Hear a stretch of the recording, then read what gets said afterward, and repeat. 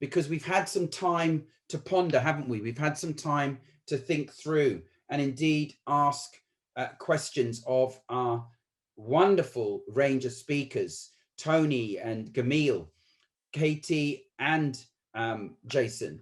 We've had the fantastic panel to close us out. And all that remains is for me to say just a few words in closing out and picking up perhaps on some of those themes. I want to ask you actually, and these are rhetorical for now, sadly our time has come to an end, but I want you to think about this. Who do you work with?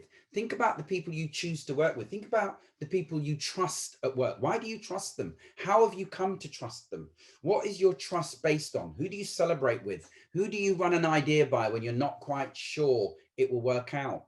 Who do you have as a shoulder to cry on at work? Who do you trust? What does that group of people look like? Where do you spend your discretionary time? You know, when you've got a choice about how you spend your time, where do you spend it and how do you spend it? What's the choice you exercise?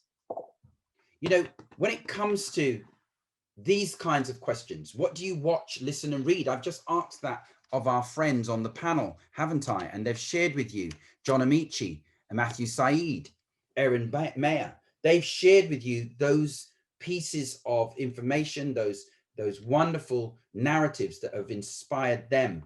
Maybe if you haven't already, you can choose some of them to inspire you. So what are your sources of learning? These named books and webinars and bite size seem to have inspired learning in our panel, but what inspires your learning? Where do you get your sources of learning from and how are you influenced? These are how we can start looking at our own engagement with inclusion.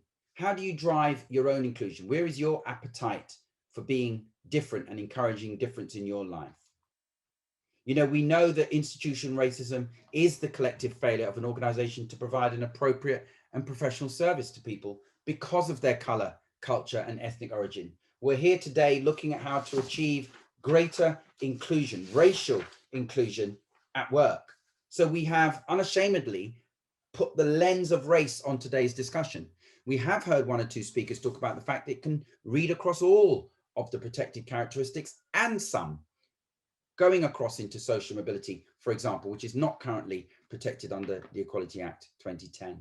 But we know that when we're talking about race, this is behavior that amounts to discrimination through prejudice, ignorance, thoughtlessness, and racist stereotyping, which disadvantage minority ethnic people.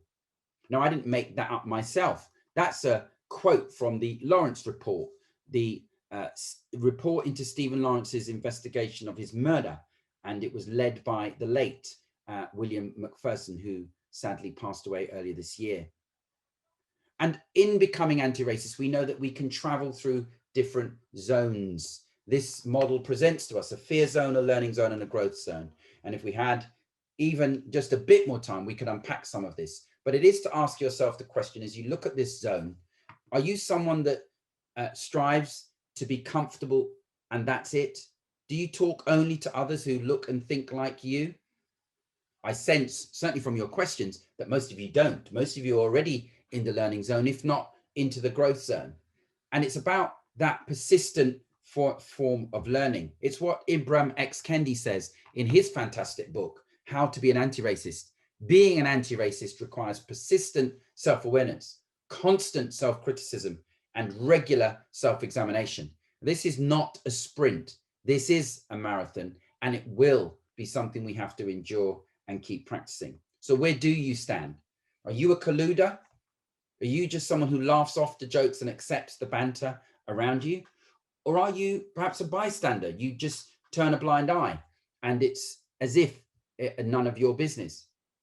Or better still, are you in fact an upstander? Are you someone that hears what's being said, and as Patricia mentioned earlier, as an anti-racist, you will challenge it, you will tackle it, you will say and speak up against it. So as you leave this conference today, thank you again for attending. Think about something you're going to stop doing as a result of what you've heard. Just one thing is enough. Maybe there's one thing you're going to start doing. Jot that down, make a note of that and stick to it. Make a promise to yourself. And maybe you've come along today as someone that's already doing great work in this space. and you've heard an affirmation. And so for you, you're just going to carry on doing it. Jot those down, record those, and walk away with that as your gift for being here today and listening to the fantastic range of speakers that we've had. They've all mentioned some fantastic titles along the way. There is Matthew Said's Rebel Ideas in the top right-hand corner. We've mentioned Renee Edalodge's book, Why I'm No Longer Talking to White People About Race. There's The Fantastic Natives by Akala. What about Daniel Kahneman's book, Thinking Fast and Slow? This ability that we all have to go through two systems of thinking, system 1 and system 2. And by exercising that option, we can make better and more considered decisions. You know, finally, I want to end where I started this very morning. It's a quote from the fantastic James Baldwin, the American civil rights campaigner, writer, and screenplay writer. He of Giovanni's Room, he of If Beale Street Could Talk, he of the fantastic movie, I Am Not Your Negro. James Baldwin says, not everything that is faced can be changed, but nothing can be changed until it is faced. And so as you leave from here to face those challenges, I wish you well, stay strong, and stay safe.